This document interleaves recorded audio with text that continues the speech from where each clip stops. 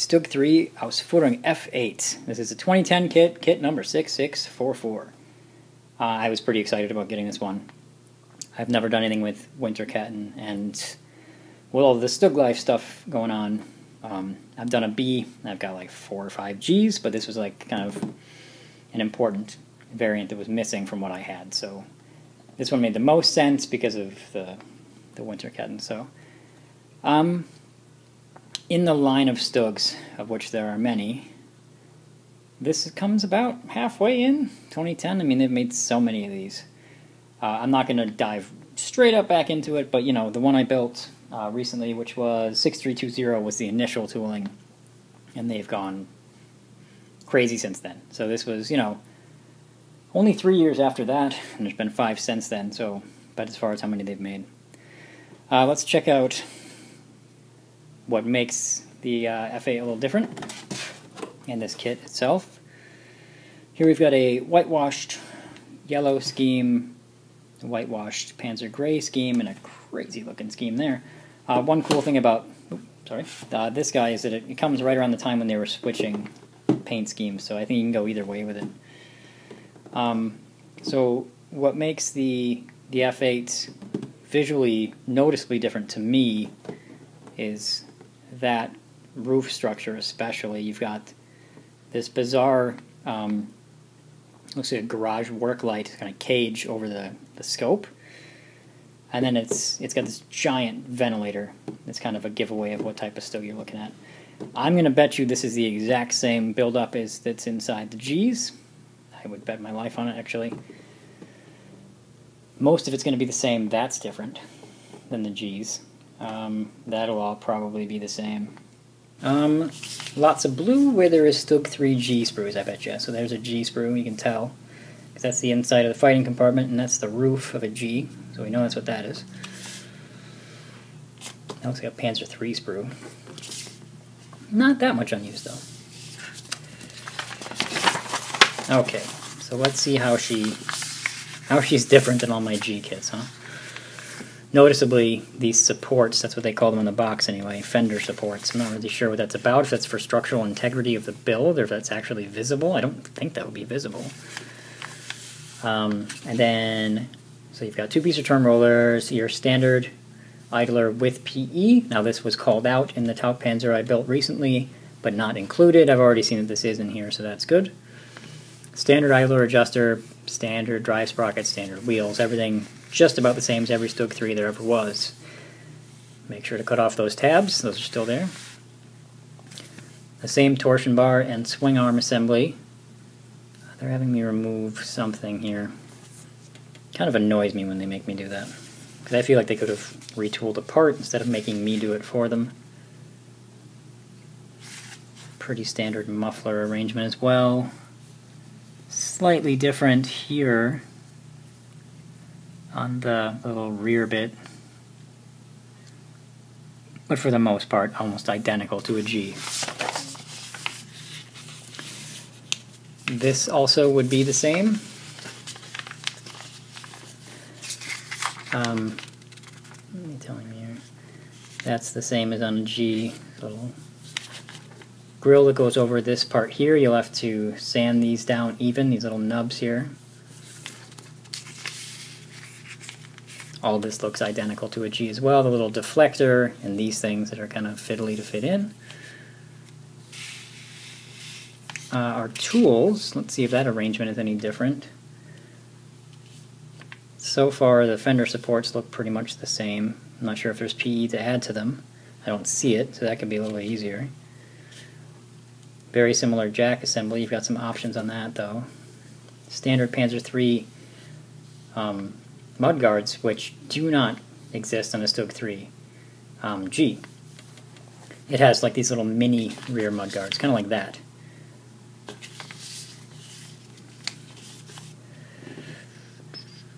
Everything seems, apart from that, nearly identical to a StuG III G, which I'm assuming everyone else knows. Maybe you don't. There's one big difference. The G that I built anyway did not have MP40s to hang. It's also got PE for the strap. That's pretty cool. Got some add-on armor on the front. That's different.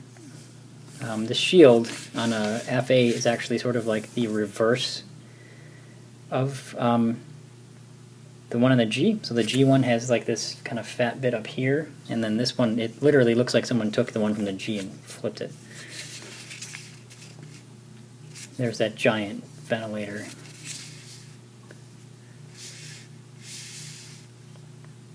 So the radios, I don't know how different that assembly would be. That looks a little different than what was on the G, because this is actually an external compartment sort of outside of the fighting compartment, kind of like it was in the early StuGs.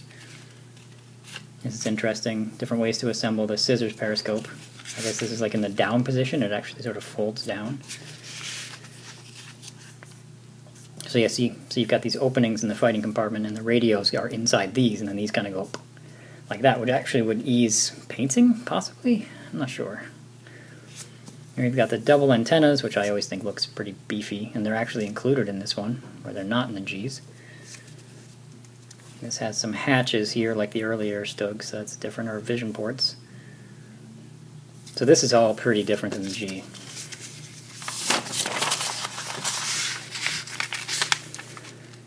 Then our hatch configuration, which is G-like over here, but you know, earlier StuG-like here in that there's no cupola. Then you have options for a photo etch or plastic version of this cage, and I hope there's a jig or something to bend it. Can't tell if that's what that says or not. Yeah, it looks like R22 might be a plastic jig to bend the metal around. Or it's... yes, I'll have to see. And these rear hatches and armored covers look the same as they would do on the G. Tool configuration seems the same. PE grills going on the intakes. The front hatches look pretty much the same as they do on a G as well. No tech light. Now we're on to interior assembly. This does look like the same as that we're used to seeing on all the later StuGs. Firewall, the floor, the seat. This can be a pain to mount later on, by the way. So here's your first subassembly for the gun, the larger breech subassemblies, the gun itself. I assume it has a different muzzle brake than the later ones, though. Yeah, but in the end it builds up to just about the exact same interior. I mean, that's on just about every Dragon StuG III kit, apart from the old Imperial release, so... that's interesting.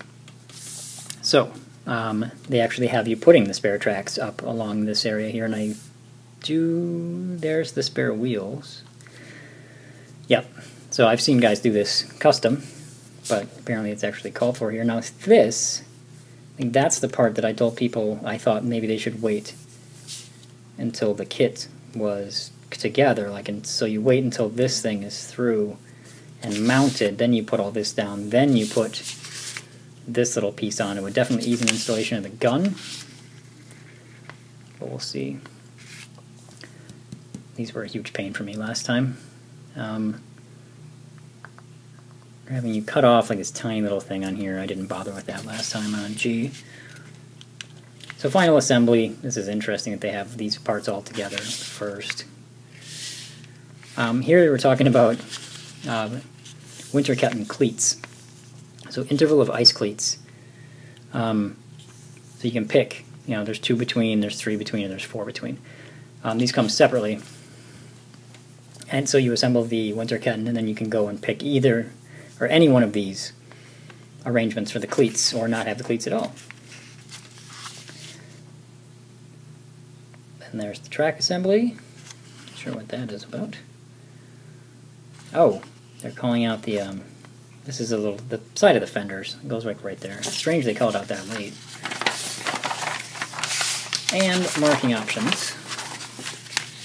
Kharkov 43, that's the yellow with whitewash, and then Kharkov 42, 43, and Norway 43, so this would be a garrison vehicle. Which would kind of explain why they had time to put names on it, because no one was shooting at them. in the box, we've got the smaller size Dragon card, which is pretty standard with Panzer IIIs. Here we've got our metal for the tow cables, which I wish was copper, but whatever. A very tiny decal sheet with 3 Balkenkreuz. This, I didn't see called out in the instructions, but certainly looks like a photo etch version of that gun shield. Not sure what else that could be. Alright, then we have 2 little sprues. You've got an MG34, kind of a standard sprue, and then some clear parts, sights and scissor periscopes. Sorry, I would have taken those out if I realized they were on the card. Then your standard StuG slash Panzer III PE parts, this grill, these 2 grills, the part for the idlers, and this section of the rear mud flaps. This goes right underneath the air intakes. And then that looks like just, that's strange. That looks like just the part that goes around the cage. I thought there was a PE version of that cage, but I don't see it. Unless I'm missing something. However, then we have standard 40 centimeter magic tracks with hollow guide horns. And when I posted this, when I first got it, and I told some guys that it came with these, they were surprised because they did not think it came with standard tracks. But there it is. It comes with standard magic tracks, which for me will become spares because it also came with, and now I have one of these taped together because when I opened up the box, this was just split along this seam and these were spilling out. So here is, along with our standard magic tracks, this kit came with Winterketten magic tracks. And then it also came with the cleats for those tracks. So there's the separate cleats I was talking about. So this is kind of surprising because normally you don't open a kit and see that many tracks in one Dragon kit. So I will be using these more than likely on the thing itself.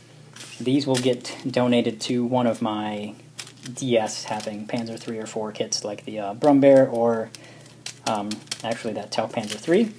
And then there's your cleats for the Winterketten. So that makes you feel pretty good. You got a whole box full of tracks, so it's pretty sweet. Then, oddly, there's another decal sheet. So in the Dragon card there was one. Oh, here we go. So this was separate. There is our PE version of the cage for the light, and then there's more Balkenkreuz and sort of a Dutch windmill divisional marking and some names like Erica and Gerda. Pretty cool.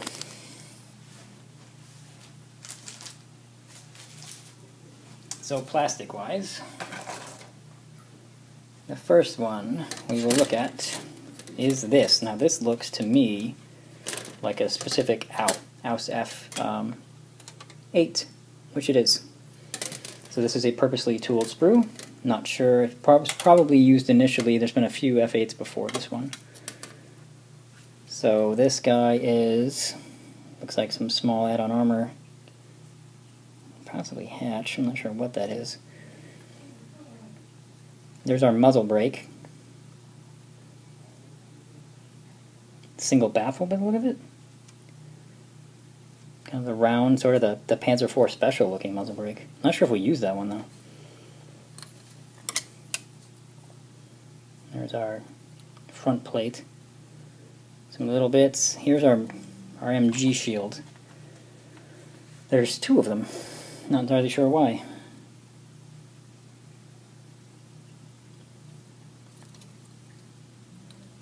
These are the hatches. All 4 of them. They seem very thin, very modern.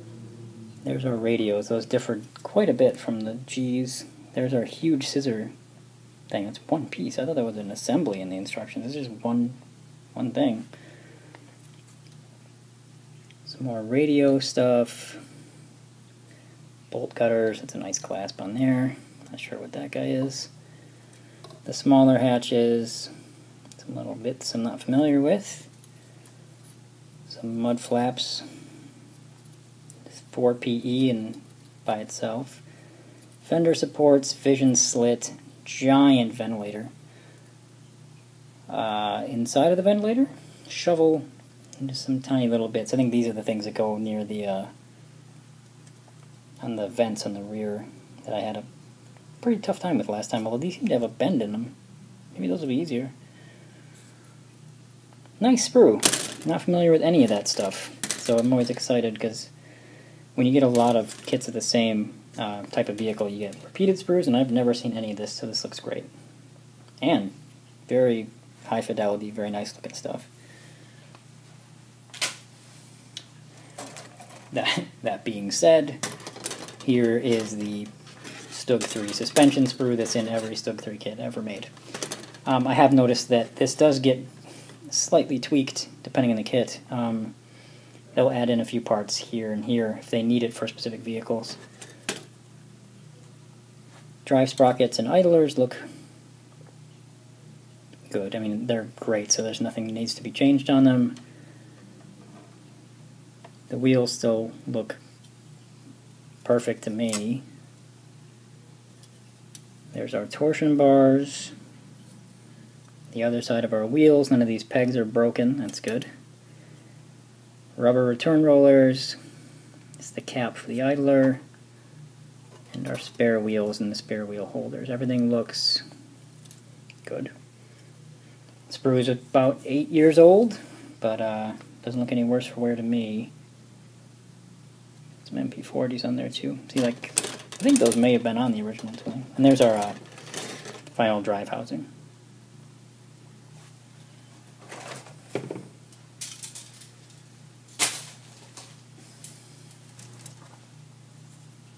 This is our StuG III interior sprue. There's our firewall, the two main halves of the gun, the welded mantlet. There's the seat, the floor. The anti-slip looks good on there still. These are the brackets for the radios themselves, which we won't be using, I don't think. This mounts the gun to the floor. More radios. There's 3 in the interior of a G. We probably will use this stuff, though. Man, that stuff looks really... I don't remember it looking that good. Seats. Elevation wheel. Everything on there is just about perfect. I think we'll only use some of it. Maybe all this. That's our upper front plate. Actually not sure what that is.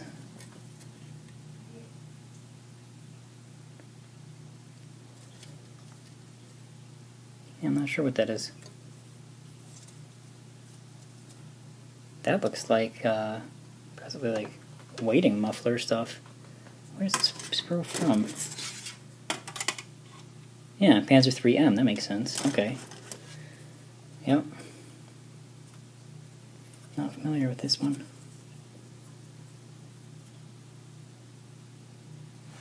Yeah. I haven't had one of these, but I think this is the weighting muffler. I don't think this has one of those, though. I'm sure it doesn't, actually, so I'm not sure why we need this sprue, but everything on it looks good. I think this would be then the, like the lower rear.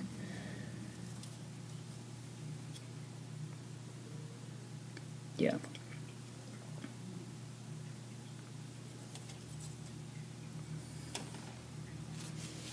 Cool. Everything on it looks great. Just a little surprised that it's there. I know some StuGs were based on M's, but I'm pretty sure the F8 wasn't one of them.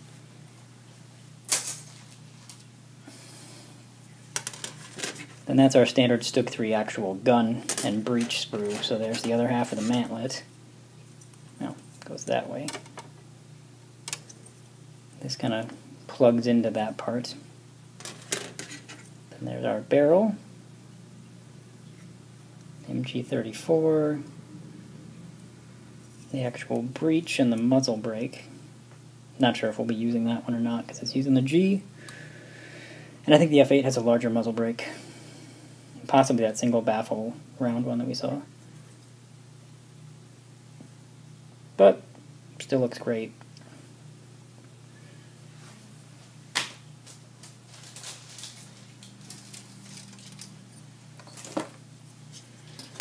So this is our rear deck.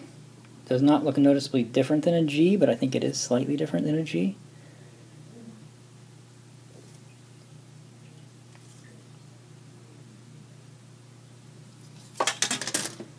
Then this is our fenders.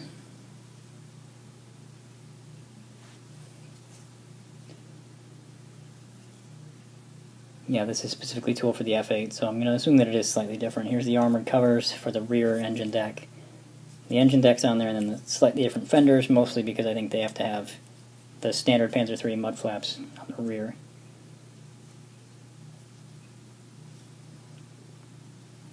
The anti-slip seems fine. Not really picking up. It's on the rear too, or the bottom, sorry. A lot of knockout marks on there though, holy cow. What is this thing? This is very strange. It's got this little step thing in there. That's different.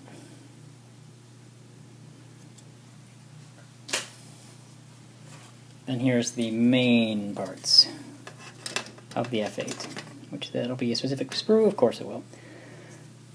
So these are the sort of different fender supports as they're listed on the box. There's your roof, which is pretty... There's not much to it because it's primarily hatches, the roof. Here I think is a styrene jig for bending that PE, so I'll try it. That's the radio compartment, so that gets glued, as does this, to here. So that's your main superstructure. It still has that slanted lip like an early StuG, but it has, and this is like a fat, flatter piece like it is in a later StuG. So this is a very transitional StuG. However, it still has a vision slit there, which is a very early thing. Then there's the styrene option for that thing, which, by the way, looks fine to me. It's a little thick, maybe. There's your vents, your intakes for the rear. Barrel cleaning rods, two different choices for the hatch where the sight comes out. There's your antennas, which oddly, very strange, but cool. There's your mounts for them, and there's them. So, and it has the little screw part separate. Very, very cool. I would like to build this thing very soon. There's a little flash right there.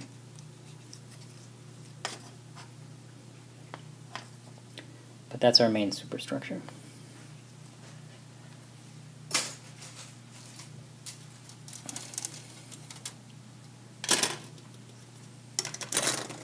There's the roof of a StuG III G, so you can see how different it is, in case you don't know. That's where fenders used to be. There's our cupola we won't be using. So we have lots of spare G parts on here. This is a interior part, that's odd. I think this is supposed to be molded to here. That doesn't seem like it was meant to happen that way, because see how this one has two. That was just molded incorrectly. There's the cupola hatch for a G, so this is all stuff we won't use. These are the front hatches, some grab handle type things. So there'll be a little bit of stuff on here we need, not too much. That's the rear ventilator, I think. Not sure if we need that or not.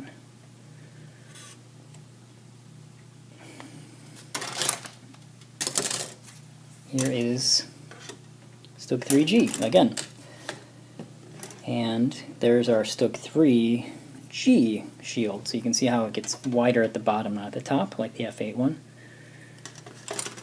There's our lower front plate. Some up armor plates. That's the front, like the front upper deck. This goes inside the radio compartment, on the G anyway. Lots of little up-armored parts. We may only on this need something like these for the F8 equivalent of these armored covers. And then we've got a little toolbox right there. And a grab handle.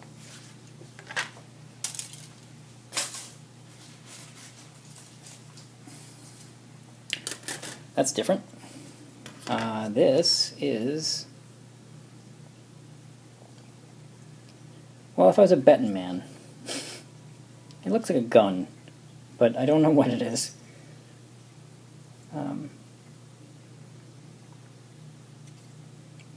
Yeah, these parts are kind of a mystery to me. I saw something that looked like this on an earlier sprue, but I can't really identify this 100%. Strange. I mean, that definitely looks like a gun barrel, but it might not be. And that looks like part of a mantlet, but it might not be. Huh. Never have I been so stumped. I know someone in the community, Papa Kilo, he built this kit. Maybe he knows what that is. Or I can just find out for myself when I build it. This little guy, familiar to me. These are StuG III G, accessory parts. So these are smoke launchers, which hopefully won't be required on the F8. I'm not sure if they're on there. If I like having spares. There's their brackets. There's some Fender supports for a G. These are the things I had a hard time mounting in the rear. These have to do with closing the front hatches. All this looks great, by the way. These go on the sides of the gun. The tools, these are the eyelets for the tow cables. Sort of tow hooks, jack block, the G's antenna mounts, which we won't be using, fire extinguisher, and some tiny little bits. Standard kind of thing with Dragon. You get a couple sprues of just tiny little parts. Similarly, this guy here, we've got with clasp molded on, inertial starter, no-tech light. Well, there's not a clasp in the no-tech light, but this is my favorite one, the empty tool clasp. Little hammer, the barrel cleaning rods. All this is just the jack. Oh, and some supports for the fenders by the look of it. And then a bunch of shovels. That's strange. Looks like they've added some parts onto this sprue. Because normally there was this and this, but this is new. It's a little crooked. I bet you that's the one we end up using. And that axe too, because there's an axe here, an axe here, and an axe here. Weird. When they do stuff like that, it just blows my mind. Like, how is that more efficient? I don't know. I don't understand injection molding, clearly, but I've never seen 3 shovels on that sprue before.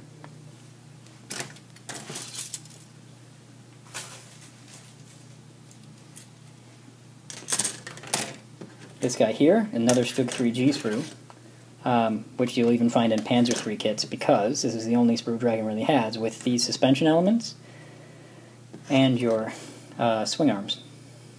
So this thing is everywhere. There's also the mounts for the towing stuff in the front of Panzer III variants and the exhausts. So this thing is everywhere. You see this a lot. That's the little add-on armor bit for the G. The hull extensions, the lower rear plate. These go on the fenders, these go on the sides of the exhausts. There's your idler adjusters. Very important sprue.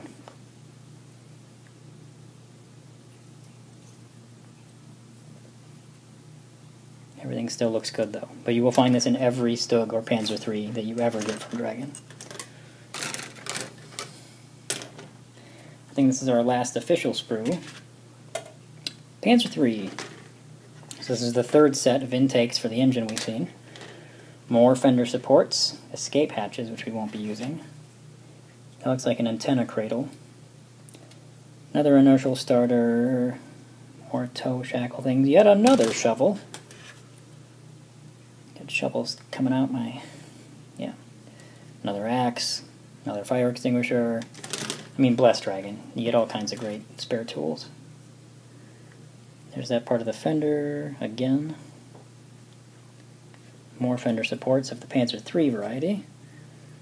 These are the brackets for the escape hatch on a Panzer III. Won't need that.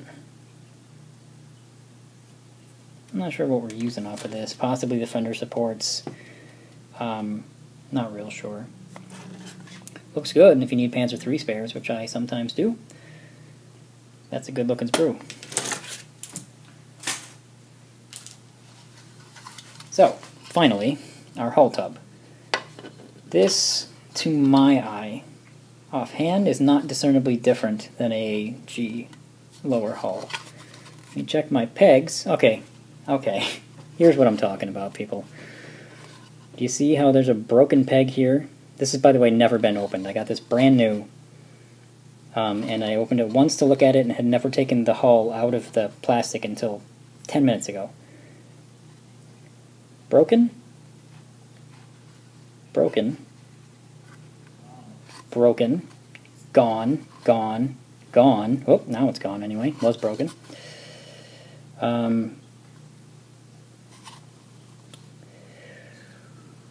Intact, intact, intact, intact, intact, and broken. Or bent, but not quite broken yet. So, Dragon, good lord, what the hell is going on here? Like, I can try to, like, glue these back. I mean, I just knocked a couple off. I mean, if you remove those pegs, the suspension is movable, so maybe I'll just make it movable on this one, I don't know. But I don't like that they're always broken. Always broken. Everything else on there looks great. It's very, the fidelity's very high, it's very crisp, it looks great, but, and again, there's those uneven pegs in the rear, so I have to fix that too. Because you can't put that photo etch grill there with those things uneven. So, again, disappointing. So overall, I may just be in love with the variant. But as far as the kit, apart from those broken pegs in the suspension, 2 full sets of Magic Tracks, tons of Panzer III and StuG III G spares, and a super awesome looking variant of the StuG III, the F8, this thing is kind of one of my favorite kits I've reviewed in a long time, because I got a real push to build it. Mind you, I'm not going to, I got way too much going, but yeah, I'd recommend this thing all day long if you could find it for a good price. I think it runs on Scale Hobbyist and stuff, is still around the 60 range. If it ever drops down to like the 35 range, holy cow. But even at like 45, I'd say it was a good deal, because, like, again, 2 whole sets of tracks. So yeah, I love this thing.